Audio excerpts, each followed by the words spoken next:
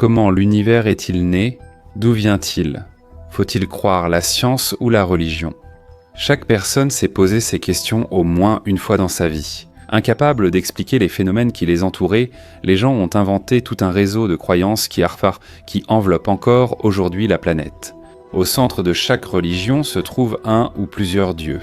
Allah, Yahvé, Ahura Mazda, la Sainte Trinité, Vishnu, Odin. Le format de cette vidéo ne suffirait pas à énumérer tous les noms de ces entités. Mettez votre agnosticisme de côté un instant et pensez à cela. Peut-être que les légendes religieuses ne sont pas si fabuleuses que ça, si on les relie à la science. Ah bon, non. Quel est donc le lien entre les dogmes religieux et la mécanique quantique?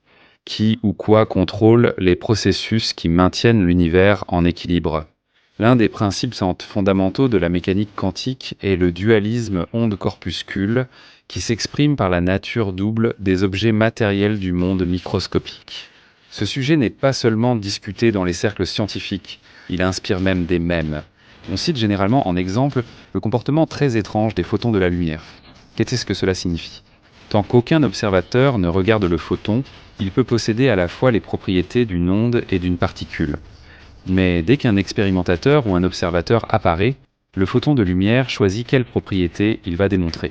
Une situation similaire se produit avec les électrons intriqués.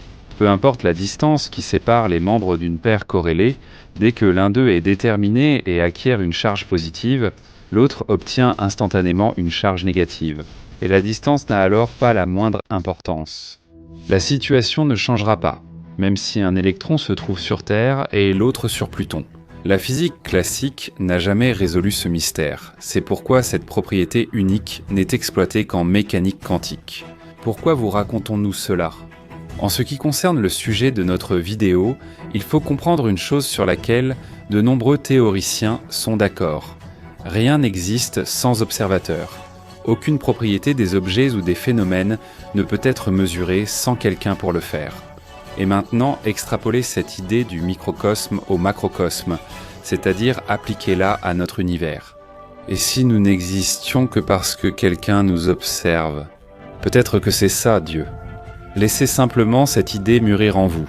Par le mot Dieu, nous ne voulons pas dire Shiva, Krishna ou Marduk. Cela pourrait être autre chose, mais quoi et où cela se trouve-t-il?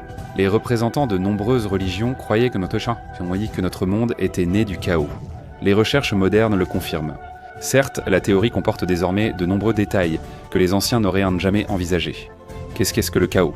C'est une immense quantité de particules quantiques en état de superposition.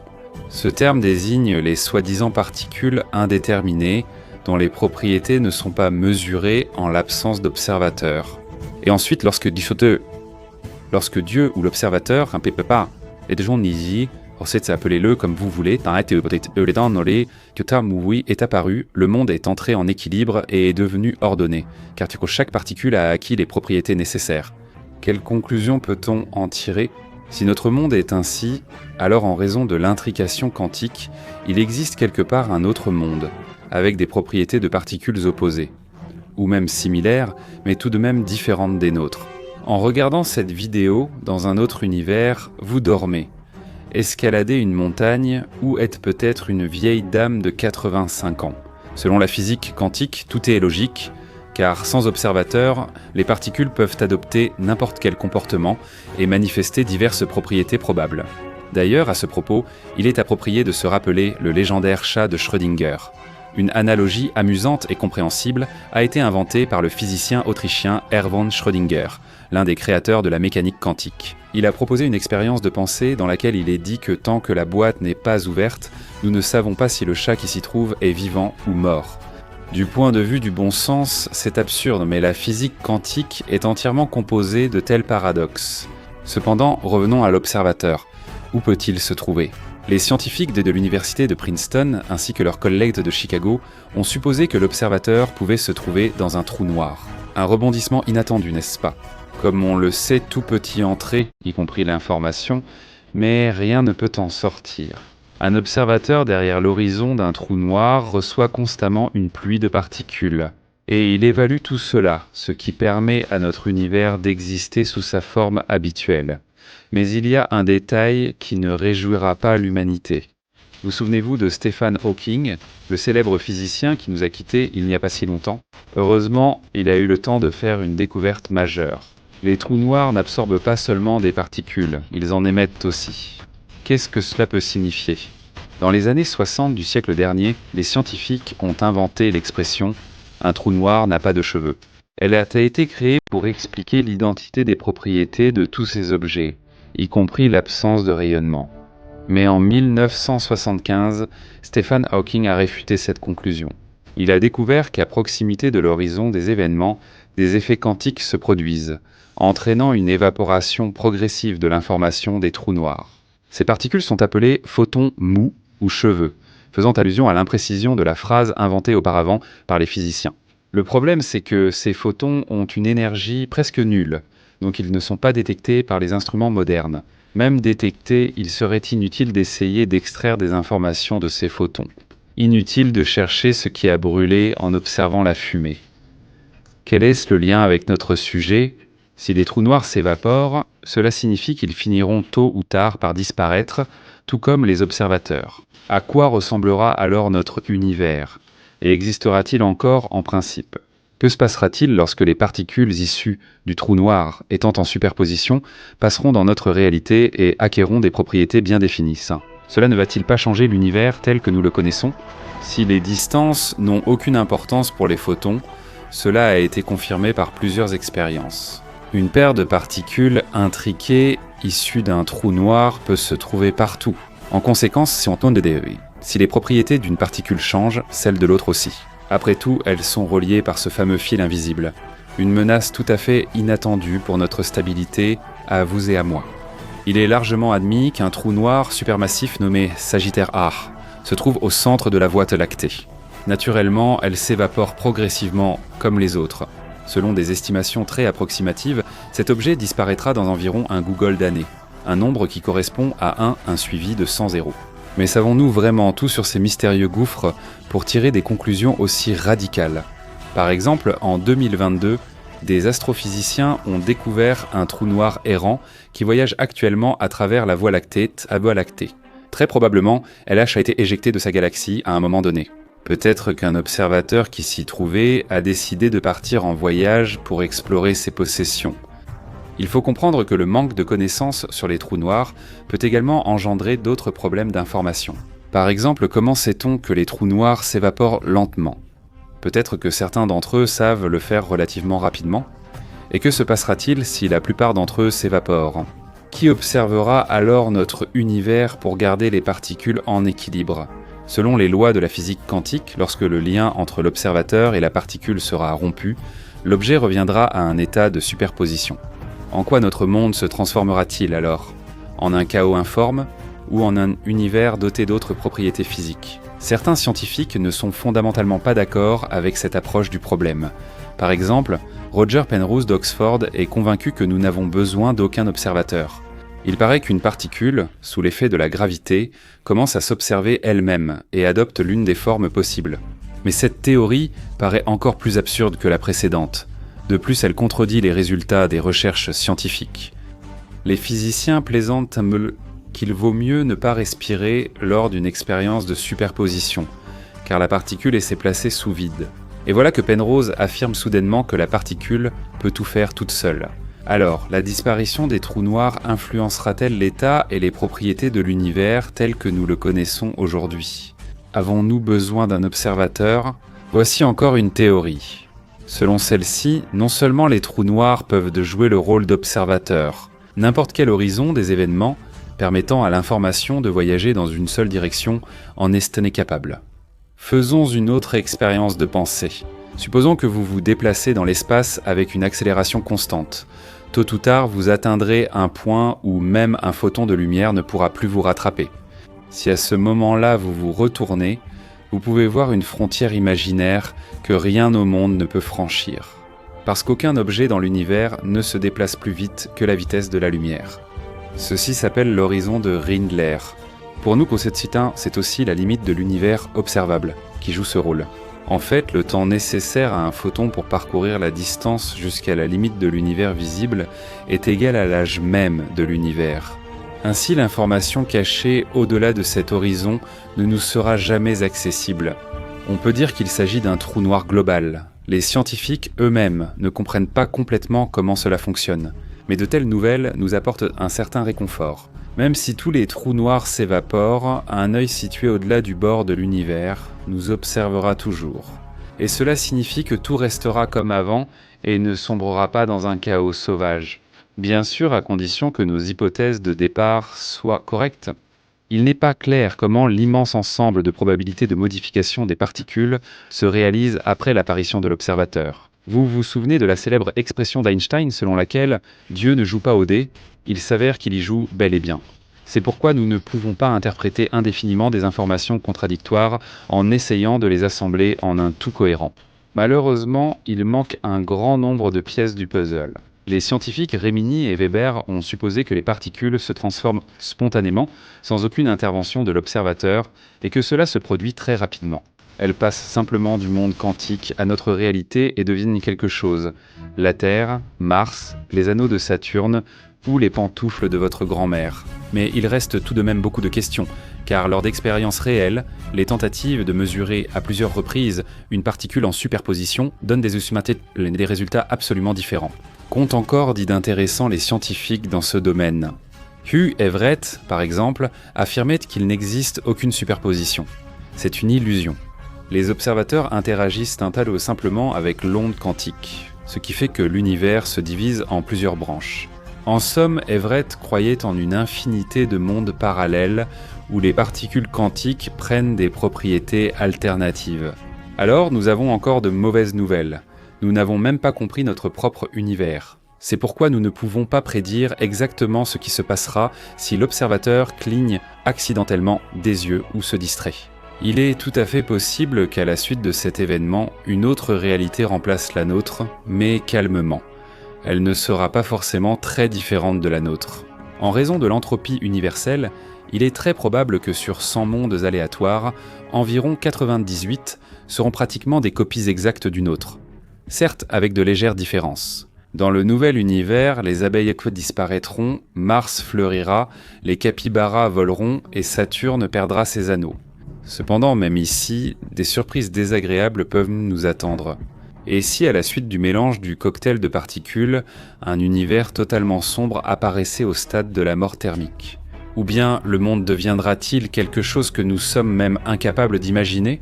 Les trous noirs ne vont pas absorber, mais émettre, expulsant la matière à la vitesse de la lumière. Le temps ne s'écoulera plus vers l'avant, mais vers l'arrière, et l'espace lui-même prendra d'autres formes. Il y a au moins une consolation. Dans ces univers, nous serions probablement réduits en un atome avant de saisir le sens de cette vidéo. À quoi pensez-vous en regardant le ciel étoilé la nuit? Que demain, il faudra payer la facture d'électricité? Ou pensez-vous déjà à vos prochaines vacances?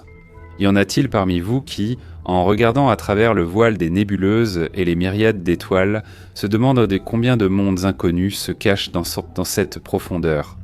Certains d'entre eux ne ressemblent pas du tout à la Terre, tandis que d'autres en sont presque des copies conformes. C'est triste, mais il est peu probable que nous puissions en visiter un seul de notre vivant. Heureusement, les télescopes récents sont devenus les yeux de l'humanité, offrant au moins une idée de ces planètes mystérieuses bêtées à des centaines ou milliers d'années-lumière. Par où allons-nous commencer notre voyage imaginaire? Bien sûr, nous commencerons par les confins du système solaire et plus précisément par les habitants de la ceinture de Kuiper. Cet amas massif de planètes naines, ainsi que de fragments glacés et rocheux d'astéroïdes, se trouve à 30 unités astronomiques du Soleil. La ceinture de Kuiper est très vaste. Elle est 200 fois plus grande et plus massive que la ceinture d'astéroïdes située entre Mars et Jupiter. C'est dans ces confins que gravitent d'étranges mondes nains tels que Haumea, Gongon, Makemake ou Quaoar. Nous n'avons pas encore quitté le système solaire, mais il devient déjà évident à quel point les planètes peuvent être différentes les unes des autres, par leur taille, orbite, composition et surtout les conditions en surface. Par exemple, sur Haumea, un jour dure environ 4 heures. C'est pourquoi sa forme, selon la modélisation informatique, est proche de l'ellipsoïde de Jacobi. Et voici Makemake, un monde glacé dont la température de surface tend vers le zéro absolu et atteint environ moins 240 degrés Celsius. La planète est recouverte de congères de méthane et son atmosphère est principalement composée de monoxyde de carbone. Ce n'est pas un endroit très hospitalier, n'est-ce pas ? On peut observer un tableau similaire sur les autres corps célestes nains connus de la ceinture de Kuiper. Alors ne nous attardons pas, poursuivons notre voyage au-delà des frontières du système solaire. La prochaine sur notre chemin est le système stellaire triple alpha du Centaure, le plus proche de notre Soleil. Autour de chacune de ces étoiles, bien sûr, gravitent autant des planètes, un scénario très familier. La plus célèbre des exoplanètes est Proxima du Centaure B. Il faudrait parcourir environ 40 000 milliards de kilomètres pour l'atteindre, et pour l'instant, c'est une distance impensable pour nous. Mais les scientifiques gardent espoir, car avec la production en série des nanosondes en développement, il sera possible d'atteindre Proxima du Centaure B en quelques décennies. En attendant, nous l'observons avec nos télescopes, retenant notre souffle. Elle est dans la zone habitable de son étoile, ce qui suggère qu'elle pourrait être habitée. L'orbite de Proxima du Centaure B permet à l'exoplanète de recevoir suffisamment de chaleur pour que l'eau n'y gèle pas. Si l'on combine la présence d'eau liquide et d'autres conditions, on peut supposer que des formes de vie primitives ont pu s'y développer. Et cela malgré les fortes doses de rayonnement ultraviolet émises régulièrement par l'étoile mère. Est-ce tout ? Bien sûr que non. Nous continuons à nous enfoncer toujours plus loin dans l'espace et voici sur notre chemin Gliese 436b, une planète appartenant au système d'une naine rouge. Sa distance n'est plus de 4 années-lumière comme pour Proxima du Centaure B, mais de 33 années-lumière. Cette planète est pratiquement comparable à Neptune en taille, mais il est probable qu'elle n'en ait plus pour longtemps. Gliese 436b est lentement dévorée par sa propre étoile mère. Les scientifiques ont conclu cela en observant l'immense queue gazeuse s'étendant sur des millions de kilomètres derrière la planète. À la surface de cet objet, on trouve un phénomène unique, la glace chaude. Sa structure, proche du diamant, reste intacte même à 300 degrés Celsius sous une pression extrême. S'il y a quelqu'un qui y vit, il est difficile d'imaginer sous quelle forme la vie pourrait se développer dans des conditions aussi inimaginables. Et oui, les habitants de Gliese 436b devraient respirer de l'hélium pur. Alors, hâtons-nous de quitter ce monde probablement sans espoir, et dirigeons-nous vers le système stellaire Transiting Planets and Planetesimals Small Telescope 1. Pensez-vous que des perspectives plus prometteuses nous y attendent ? Vous vous trompez. Dans la zone habitable de l'étoile se trouvent trois planètes. Transiting Planets and Planetesimals Small Telescope D et F. La dernière, selon les hypothèses des astrophysiciens, serait une planète océan. N'est-ce pas sur celle-ci que les héros du film Interstellar ont atterri ? Les deux premières sont de véritables succursales de l'enfer, car les températures y atteignent environ 130 et 70 degrés au-dessus de zéro. Le télescope James Webb les observe depuis longtemps. Laissons donc le télescope étudier tranquillement ces objets inexplorés et partons nous-mêmes vers une planète de la constellation du Petit Renard, appelée HD 189 Ab. C'est une géante gazeuse bien plus massive que Jupiter et une année y dure seulement 2 jours. Et c'est monstrueux. Pourquoi ? Eh bien, parce que cette planète appartient au groupe des Jupiters chauds, des objets qui se trouvent beaucoup trop près de leur étoile. Ainsi, la température à la surface de HD 189 733 Ab est d'environ 930 degrés Celsius. Pour vous rassurer, il fait un peu plus frais sur la face sombre de la planète, seulement 425 degrés Celsius. Selon les données du télescope Hubble, l'atmosphère de cet objet est composée d'oxyde d'aluminium, qui retombe sous forme de brouillard provenant de particules de poussière microniques. Cela peut être beau, mais ce n'est vraiment pas fait pour nous. De plus, sur ce géant, comme sur Jupiter, des vents soufflent en permanence à une vitesse difficile à imaginer, atteignant jusqu'à 9600 km à l'heure. c'est-à-dire que c'est 1400 km plus rapide que la vitesse du North American X-15 hypersonique. Si l'on ajoute à cela des pluies de verre en fusion, il est clair que nous n'avons rien à faire ici, alors poursuivons notre voyage. La galaxie n'a-t-elle donc plus rien pour nous surprendre ? Détrompez-vous. Devant nos yeux apparaît le phénomène cosmique Super Saturne, ou J1407b. Cette exoplanète, qui gravite autour d'une sous-géante, se trouve à 434 années-lumière, ou 133 parsecs de la Terre. Vous voyez jusqu'où nous sommes allés ? La planète elle-même était considérée comme une naine brune, mais ce qui est surprenant, c'est autre chose. Elle est célèbre pour son impressionnant système d'anneaux.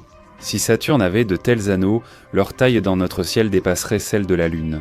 Le diamètre des anneaux de cette planète est 640 fois supérieur à celui de Saturne. Leur rayon est d'environ 90 millions de kilomètres.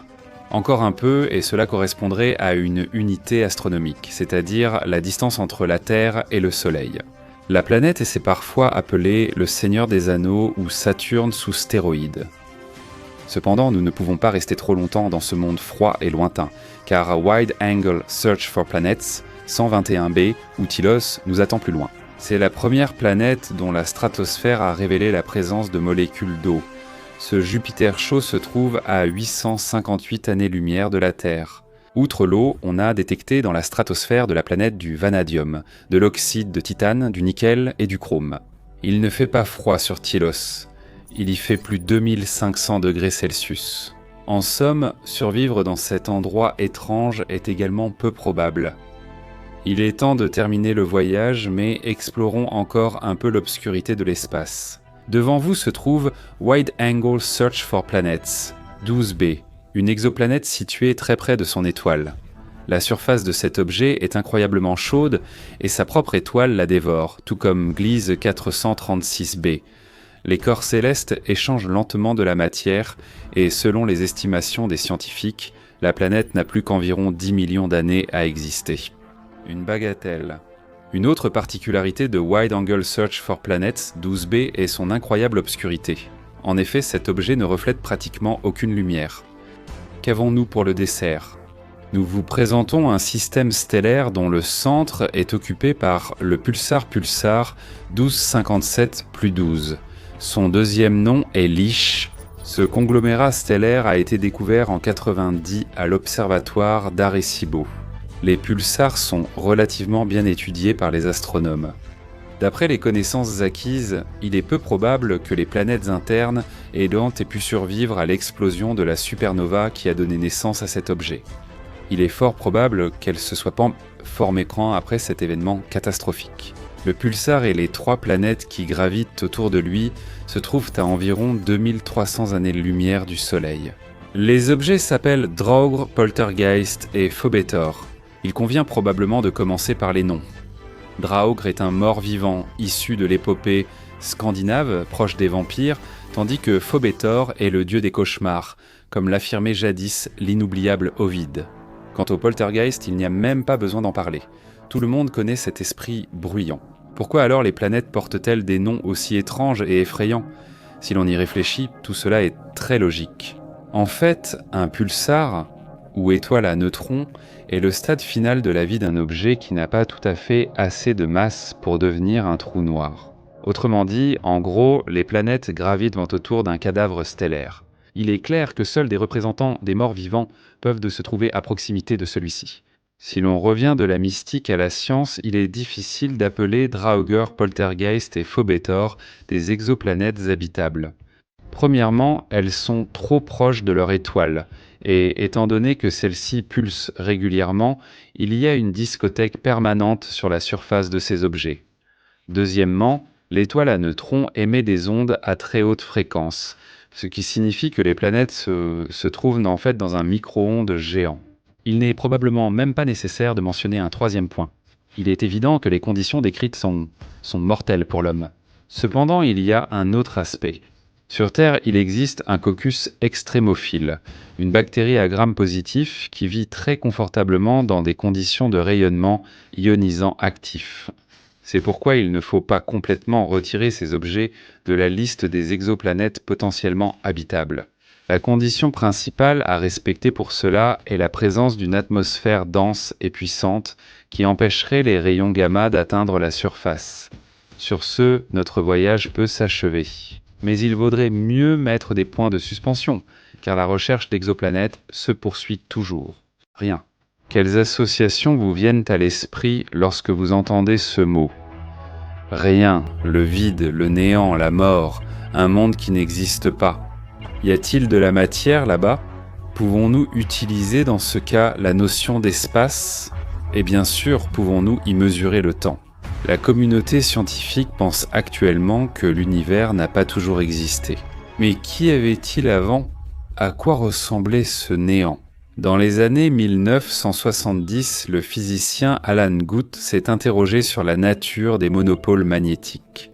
En fait, ces monopôles magnétiques ressemblaient beaucoup aux charges électriques, c'est-à-dire qu'il existait à la fois des charges positives et négatives. Guth trouvait assez illogique le fait que, malgré tout cela, les monopôles magnétiques n'avaient ni pôle sud ni pôle nord. Autrement dit, ils étaient unilatéraux. Mais quel était le rapport avec l'univers ? Guth réfléchit sérieusement. Dans l'expansion et le refroidissement du cosmos, il devait y avoir une force qui se situait en quelque sorte entre la force électrique et la force magnétique. Cependant, nous savons avec certitude qu'il y avait et qu'il y a des charges électriques dans l'univers. Cependant, il n'y a probablement aucun monopôle là-bas. Si cela n'était pas le cas, les scientifiques l'auraient déjà découvert. Alors Guth a supposé qu'à un certain stade de son développement, l'univers a commencé à s'étendre rapidement. Dans le même temps, en tout l'instant, le nombre de monopôles diminuait également rapidement. C'est ce qu'on appelle la théorie de l'inflation de l'univers. Et elle peut aussi expliquer d'autres aspects du cosmos. Par exemple, pourquoi il nous semble que la structure de l'univers est homogène, c'est-à-dire pourquoi elle nous paraît identique à toutes les distances. Il serait logique de supposer que, lors du processus d'expansion, la densité de l'univers n'aurait pas été homogène. Guth est arrivé à la conclusion que c'est précisément cette expansion rapide qui a conduit à une densité homogène. Si, à un endroit donné, la densité pouvait différer même légèrement, cette région entrait alors dans une phase d'inflation, ce qui arrêtait la variation de la densité. C'est précisément grâce à de tels processus que, dans l'univers, les premières étoiles, galaxies et autres objets cosmiques sont apparus sous l'effet des forces gravitationnelles. C'est surprenant que tous les processus aient si bien fonctionné dans une tâche aussi complexe. Cependant, nous arrivons ici à la question fondamentale pour laquelle nous avons commencé notre récit. Comment la naissance de l'univers a-t-elle commencé ? 1973. Lors d'un cours de cosmologie du professeur Denis Siam, l'un des étudiants a prononcé une phrase curieuse « L'univers pourrait être une fluctuation du vide ». Il s'est avéré que l'étudiant et futur scientifique Edward Ryan avait dit cela. Bien que ces paroles n'ayant pas été prises au sérieux, quelques mois plus tard, Ryan a publié un article sur ce sujet. Ryan a abordé de telles questions dans son article. Quelle quantité d'énergie l'univers peut-il contenir ? Quelle est l'énergie gravitationnelle de la matière ? Comment la valeur de l'énergie du vide change-t-elle avec le temps ? Et en quoi cela contredit-il la loi de la conservation de l'énergie ? Le scientifique est arrivé à la conclusion suivante. Si l'on additionne toute l'énergie, le résultat sera égal à 0. Et cela en tenant compte du fait que l'énergie gravitationnelle a une valeur négative. En s'appuyant sur le principe d'incertitude de Heisenberg, Ryan a conclu que si l'énergie de l'oscillation est nulle, alors les oscillations, c'est-à-dire les fluctuations, peuvent se produire pendant un temps infini. C'est pourquoi on peut considérer l'univers comme une immense fluctuation quantique. Alors une foule d'autres questions se posent à nous. Comment les champs quantiques sont-ils apparus ? Que s'est-il passé lorsqu'il n'y avait rien ? Comment tout cela a-t-il conduit à la naissance de l'univers ? Les scientifiques peinent toujours à répondre clairement à ces questions, qui restent mystérieuses. Cependant, nous pouvons déjà dire avec certitude comment l'univers s'est développé dans ses grandes lignes au premier stade de son existence et comment il a évolué à des étapes ultérieures. Nous savons que l'univers a créé le plus grand nombre d'astres à sa 9e ou 10e milliardième année d'existence. Nous savons que le cosmos perd avec le temps sa capacité à produire des astres lumineux. Par exemple, il est probable qu'à l'avenir, seulement 5% des étoiles déjà existantes apparaîtront dans le ciel étoilé. Et vous tenez compte du fait que les astres existants ne sont pas immortels. Oui, certaines étoiles peuvent vivre des dizaines de milliards d'années. Cependant, le temps passe, et il passe trop vite pour l'univers. Un jour, il ne restera dans l'espace que des naines rouges, puis viendra l'obscurité, et toute forme de vie disparaîtra à jamais dans le néant. Mais peut-on empêcher cela d'une manière ou d'une autre? La situation pourrait-elle être moins désespérée? Vous serez surpris. Mais oui. Selon le principe d'incertitude de Heisenberg, lorsque la température des étoiles baisse, la distance entre protons et électrons diminue tandis que la vitesse des électrons augmente. Ceux-ci se rapprochent aussi fortement les uns des autres. Quand deux électrons risquent de se rencontrer au même endroit, une force appelée pression de dégénérescence électronique les en empêche. Cela empêche les particules d'occuper la même position. Les électrons n'ont d'autre choix que de se comprimer davantage, augmentant ainsi leur densité. En théorie, ce processus devrait être continu, mais ce n'est pas si simple. Ici, il faut comprendre la stabilité de la matière. Nous considérons le proton comme une particule indivisible. Cependant, il existe une hypothèse selon laquelle ce n'est en réalité pas le cas. Il existe une théorie selon laquelle la désintégration du proton pourrait se produire sous l'effet de forces cachées inconnues. À un certain moment, la matière disparaîtra tout simplement, ne laissant derrière elle que des trous noirs. Il ne s'agit pas seulement de la façon dont cela influence l'apparence de l'espace. À noter, la fluctuation de l'énergie du vide rend les trous noirs mortels, comme l'a souligné Stephen Hawking à son époque. Oui, les trous noirs s'évaporent très lentement. Cependant, il viendra un moment où il n'y aura plus aucun trou noir dans l'univers. Au XXe siècle, la physique a connu un nouvel essor. À cette époque, la soi-disant théorie du tout était sur toutes les lèvres. On supposait que cette théorie devait relier la théorie de la gravitation d'Einstein à la physique quantique. Bien sûr, à l'époque, cela était impossible, mais l'opinion selon laquelle une telle théorie devait forcément apparaître un jour était assez répandue. Et cela, bien sûr, aurait permis de faire un énorme bond en avant dans la science. Cependant, la version selon laquelle toutes les particules que nous connaissons seraient des versions d'une seule particule principale ne correspond pas à la réalité. C'était vraiment triste de voir comment les espoirs des scientifiques fondaient inexorablement. Il y avait aussi Albert Einstein. Jusqu'à sa mort, il a tenté d'élaborer cette théorie du tout, mais il reste l'auteur de la théorie de la relativité. Et cela, avec la mécanique quantique, a expliqué de nombreux phénomènes. Et la théorie de la relativité est devenue la description la plus précise de la gravité. Cependant, imaginons qu'un scientifique parvienne tout de même à élaborer une théorie du tout. Qu'est-ce que cela nous apporterait? Premièrement, nous saurions si l'univers était infini à ses débuts. Deuxièmement, si les trous noirs sont infinis. Et surtout, nous pourrions comprendre ce qui se passera si l'univers meurt et s'il existait d'autres univers avant le nôtre. Ce domaine reste entouré de mystères. Et on aimerait tant soulever ne serait-ce qu'un peu ce voile. Et si on découvrait que la naissance de notre univers n'est qu'un simple hasard? Quoi qu'il en soit, un jour, nous espérons obtenir la réponse à cette question. Regardez par la fenêtre. La Lune est-elle dans le ciel? Si oui, est-elle de taille normale ou plus grande? Plus grande? Alors nous avons une mauvaise nouvelle. En 2003, le film Bruce Tout-Puissant est sorti sur les écrans et quiconque l'a vu s'est forcément imaginé, ne serait-ce qu'une seconde à la place de Dieu, capable de lancer un lasso sur la Lune et de la rapprocher de la Terre. Même dans le film, un léger rapprochement de notre satellite à la planète a déclenché des cataclysmes. Que se passerait-il si la Lune paraissait 3 fois plus grande à l'horizon terrestre ou le remplissait presque entièrement? Et si elle entrait en collision avec la Terre? Un tel scénario est-il possible? Voyons cela étape par étape.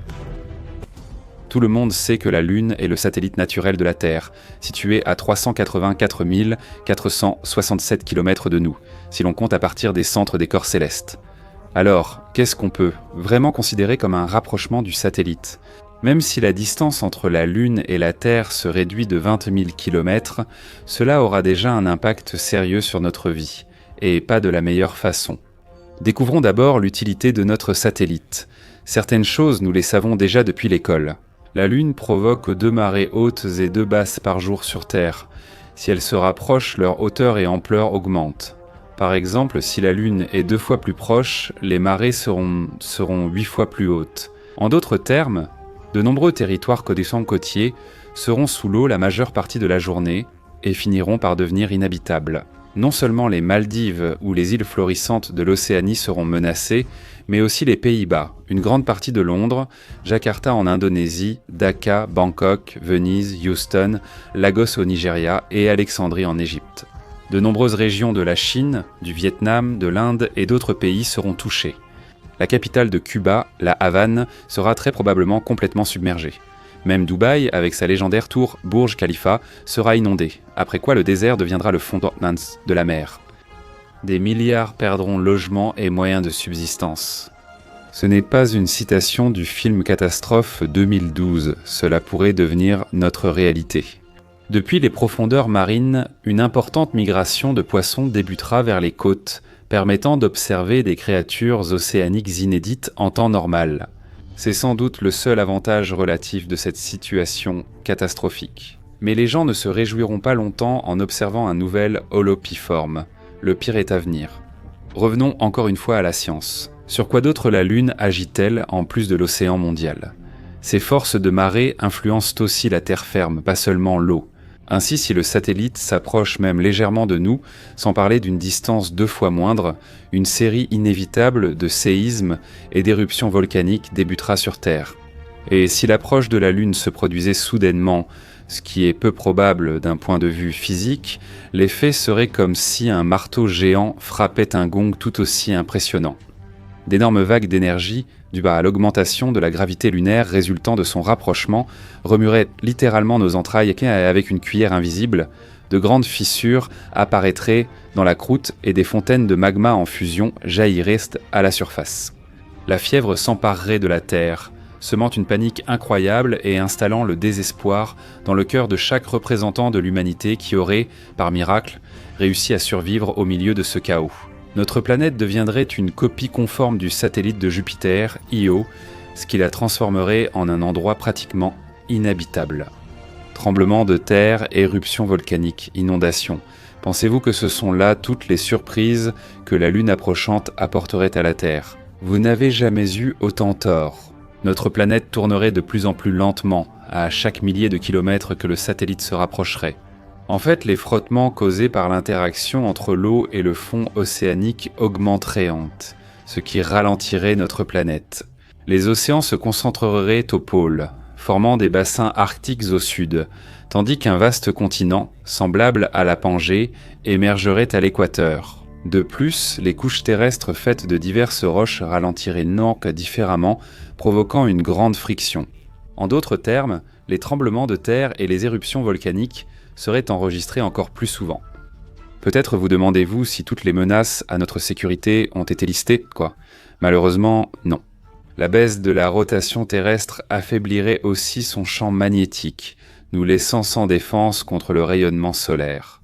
Dans ces conditions, une catastrophe comme Tchernobyl toucherait bientôt toute la Terre.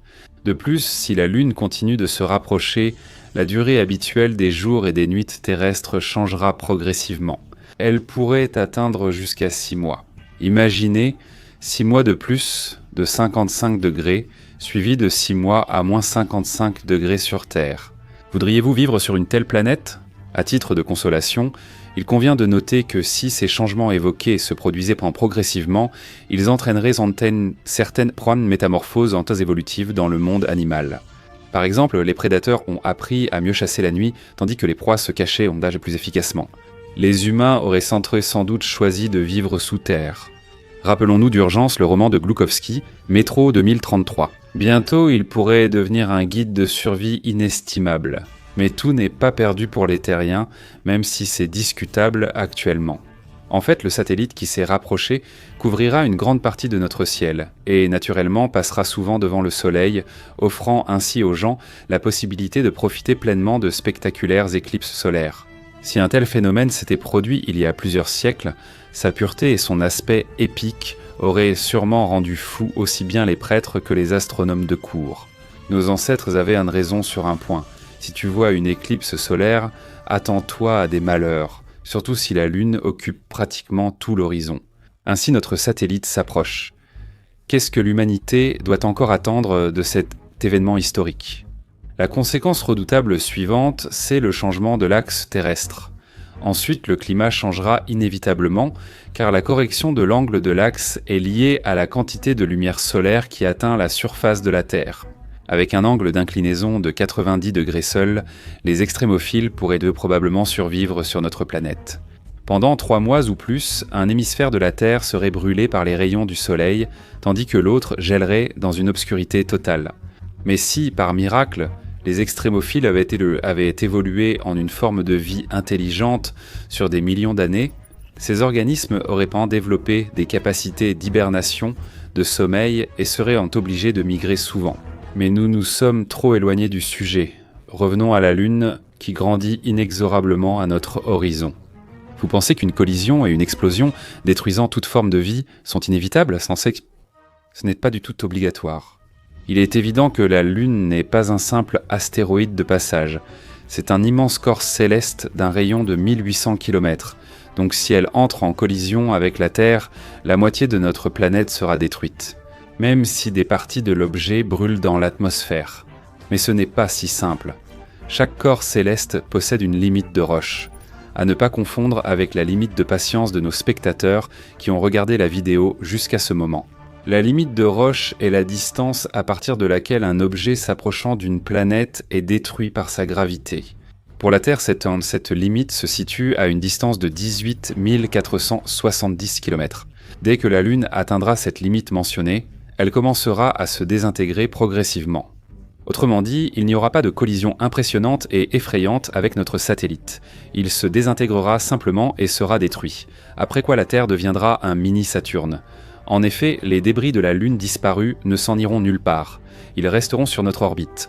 Cela signifie-t-il que l'humanité continuera à vivre comme d'habitude?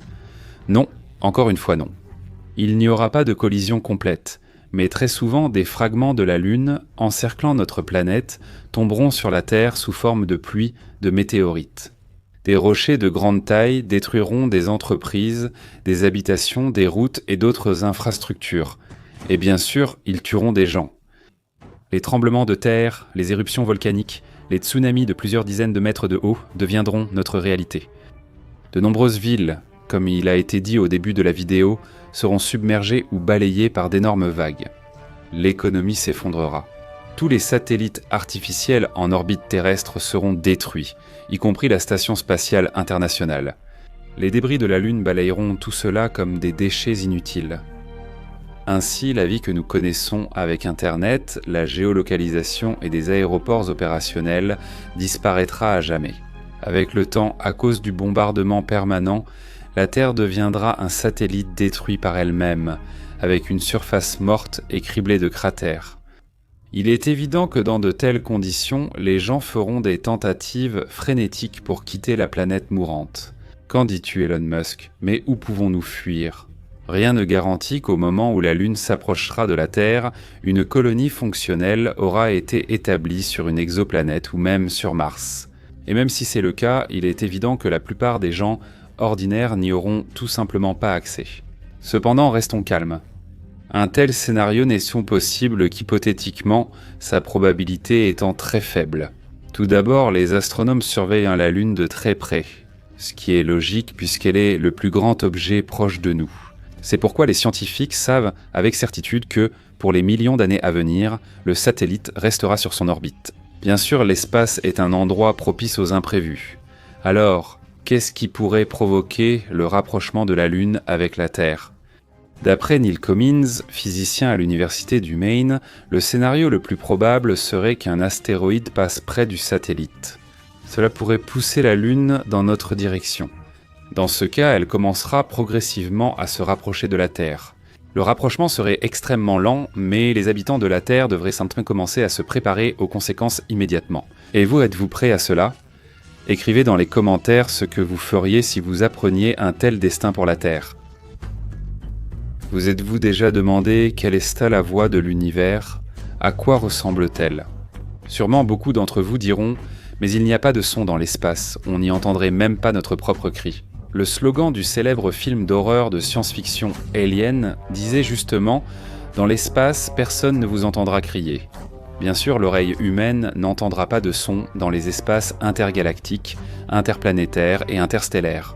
Mais en réalité, ce n'est pas si simple. Il faut se rappeler que le son est une vibration qui traverse l'espace sous forme d'ondes. Pour que les ondes sonores puissent se propager, elles doivent se déplacer dans un certain milieu. Et ce milieu, par exemple, peut être le plasma interplanétaire. Des ondes de plasma voyagent fréquemment du Soleil vers la Terre. Leur vitesse est très élevée, de 200 à 750 km par seconde, car elles se déplacent sous l'effet du vent solaire. De plus, leur fréquence varie de 20 Hz à 20 kHz, ce que l'oreille humaine peut théoriquement entendre. Malheureusement, une quantité tellement insignifiante d'entre elles atteint la surface de la Terre que nous ne pouvons tout simplement pas l'entendre. Cependant, il ne faut pas se décourager, car dans l'ionosphère de notre planète, les ondes plasmatiques se transforment en ondes radio. Grâce à cela, les secrets de l'univers nous deviennent accessibles. Comment sonne l'univers ? Comment les sons reflètent-ils l'histoire du cosmos ? Commençons par le tout début. Vous entendez maintenant le son du Big Bang.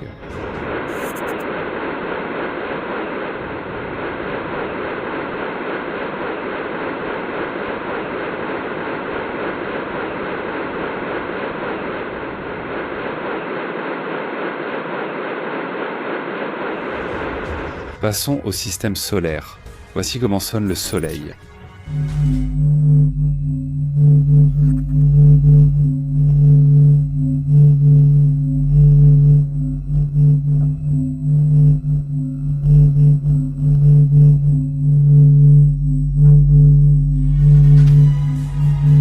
Et voici les planètes. Voici comment sonne Mercure.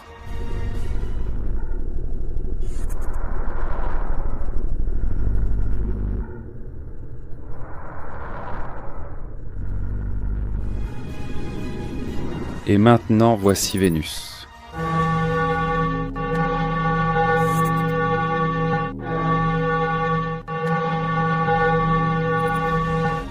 Mars.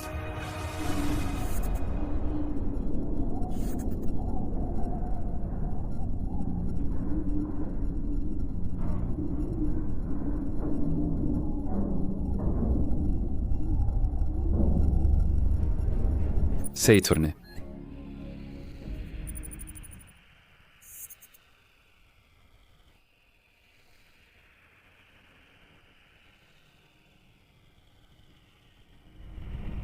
Jupiter.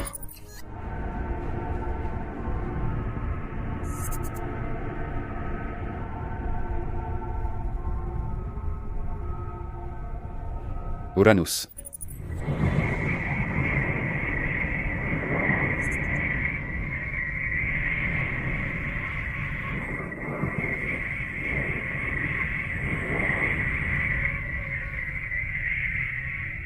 Neptune.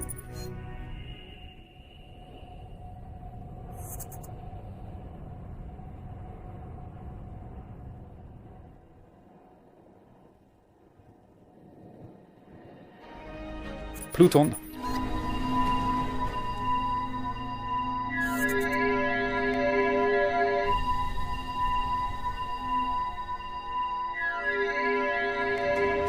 Ici, nous sommes enfin arrivés à la Terre.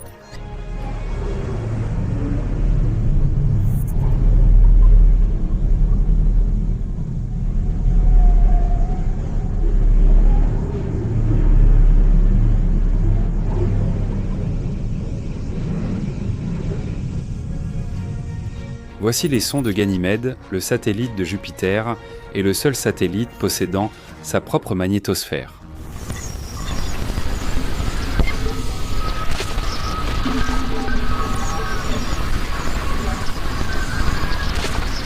Maintenant, nous nous approchons des nébuleuses. Elles n'ont pas seulement une forme intéressante, elles émettent aussi des sons curieux. La nébuleuse du crabe.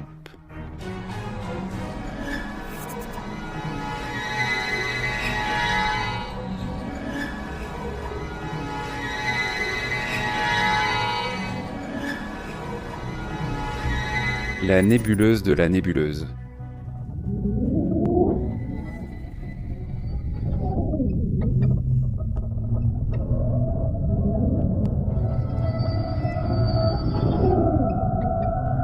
New General Catalogue 2392 ou la nébuleuse de l'Esquimau.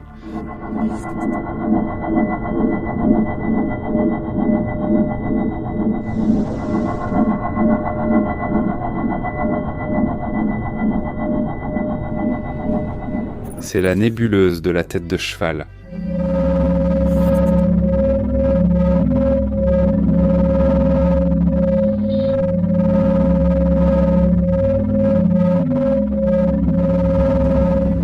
Cette nébuleuse à l'apparence fantastique s'appelle l'œil de chat.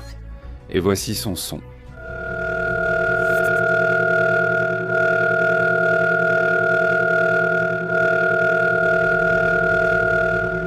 Voici le son du milieu interstellaire.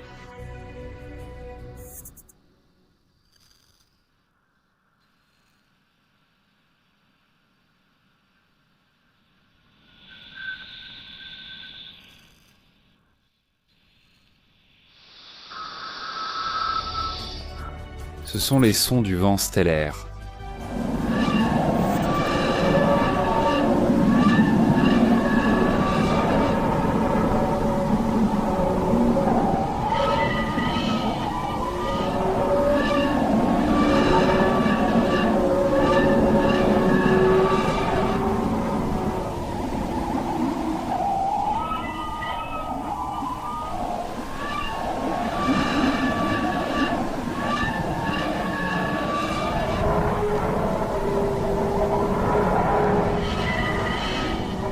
Ensuite, nous nous dirigeons vers les pulsars.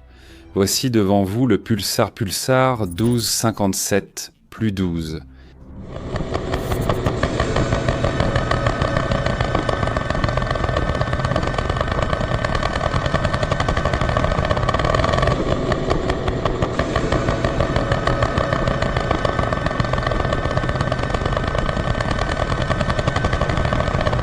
Voici le pulsar milliseconde pulsar J0952-0607.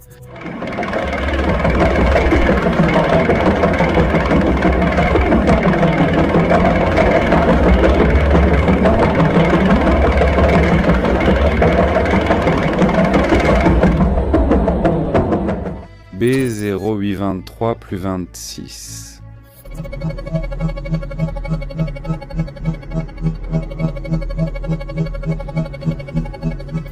B0830.3 moins 45.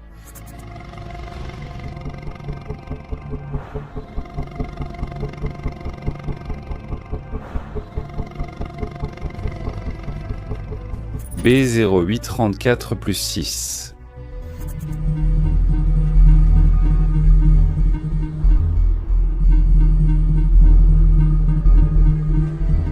B0329 plus 54.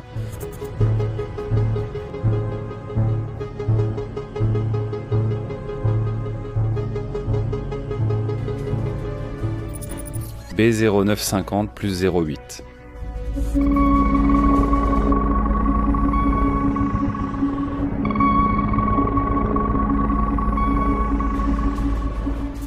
B1929 plus 10.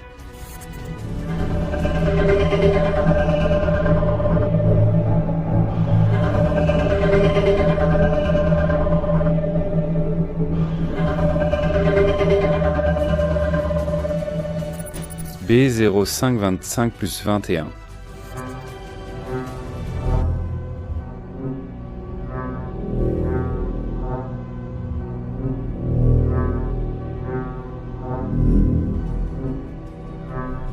B0530 et 1 plus 21.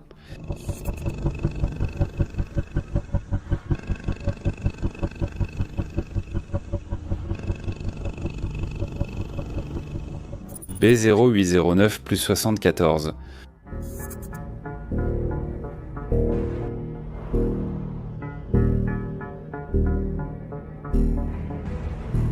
B0919 plus 06.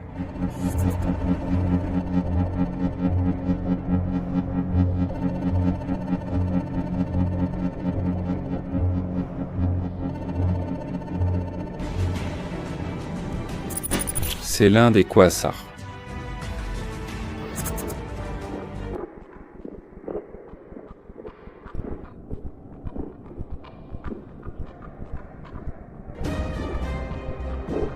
C'est l'exoplanète Gliese 486b.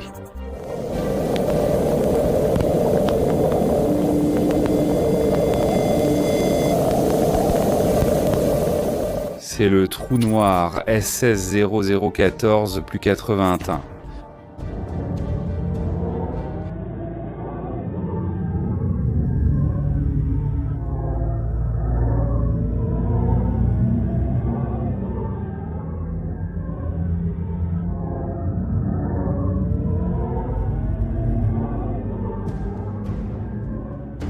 Et voici la galaxie Voie lactée.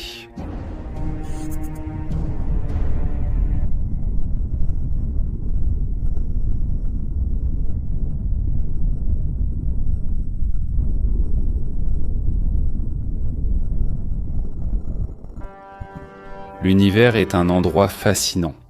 Nous ne pourrons jamais en percer tous les secrets, mais nous sommes capables d'en soulever un coin du voile. Et cela fait toujours plaisir à un esprit curieux. Lequel des sons présentés vous a le plus impressionné? À quel son terrestre ressemble ce que vous avez entendu?